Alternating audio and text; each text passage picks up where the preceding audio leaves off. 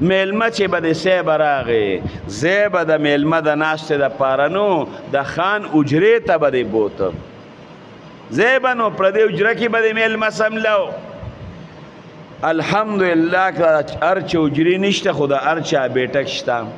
نو بیا به د میلمه په کوڅو کې ګرځېدې میلمه راغلی دی که تاسو کره یو بړستن او تولی وي نو راله راکړه په کوڅو کې به د تولی کته بړستن به دې کته چې بیټې ماما میلمه را ډوډۍ په وخت کې راغې ای زمونږ میلمه راغلی که یو ډوډۍ د کوي نو موږ له راکړې یا دوه میلمانه راغلي که یو ډوډۍ د کوي نو موږ له راکړه په کوڅو کې به ګرځېدې لاړ شه بازار ته بازار نه وله راوړه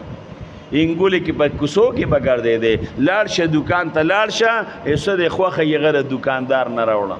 هر څه میلاویږي الحمدلله او که بیا میلمه به راغې صیب هغه به بیټک کې د خان په حجره کې ډډه لګولې وه شا بیا بچې چرګوټې راونیسې نو چرګوټې او چرګ پسې به خلکو صیبه منډه کړې چرګ به منډې جوړې کړې نو منډې به ورپسې والې نه هغه به دیوال ته ټوپ کړې دیوال نه به پردي کور ته ټوپ کړې واړه بال ته لاړل هغه به بل کور ته ټوپ کړې ټوله محله کې به چرګو ګرځېده نو چې به ستړی شروع به دي نه وه هلکه څه چل دی پلانکي کره میلمه راغلی دی هغه میلمه به در باندې صیبه ټوله محله خبر کړه